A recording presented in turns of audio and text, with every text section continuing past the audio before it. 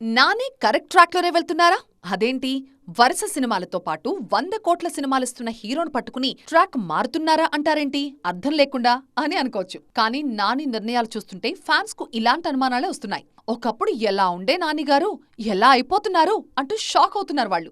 ఇదిగో నాని అంటే మన ఆడియన్స్ కి ఇలా కూల్ గా పక్కింటి అబ్బాయిగా కనిపించేవారు. ఏవండోయ్ నానిగారు అని పిలిస్తే ఆ అంటూ పలికేంత దగ్గరగా ఉంటాయి ఆయన పాత్రలు. ఇప్పుడేమో మాస్ అంటూ ఫ్యామిలీ ఆడియన్స్ కి దూరంగా వెళ్ళిపోతున్నారు నేచురల్ స్టార్. ఈయన సినిమాల్లో రాను రాను వైలెన్స్ మరీ ఎక్కువైపోతోంది.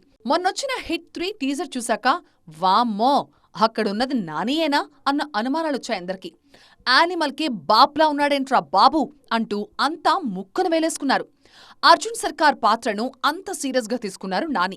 ఇప్పుడు పారడైజ్ టీజర్ చూశాక ఫ్యూజ్లు ఎగిరిపోతున్నాయి. హిట్ 3 పారడైజ్ సినిమాల టీజర్స్ చూశాక వైలెన్స్ రేంజ్ ఎంతుందో అర్థమైపోతోంది. ఇవి కనుక హిట్ అయితే నాని కెరియర్ నెక్స్ట్ లెవెల్ కు వెళ్లడమైతే ఖాయం. కానీ ఫ్యామిలీ ఆడియన్స్ కు దూరం అవ్వడం కూడా ఖాయమే. పైగా ఈ సినిమాలకు పిల్లలకి నో ఎంట్రీ అని తేల్చేశారు నాని.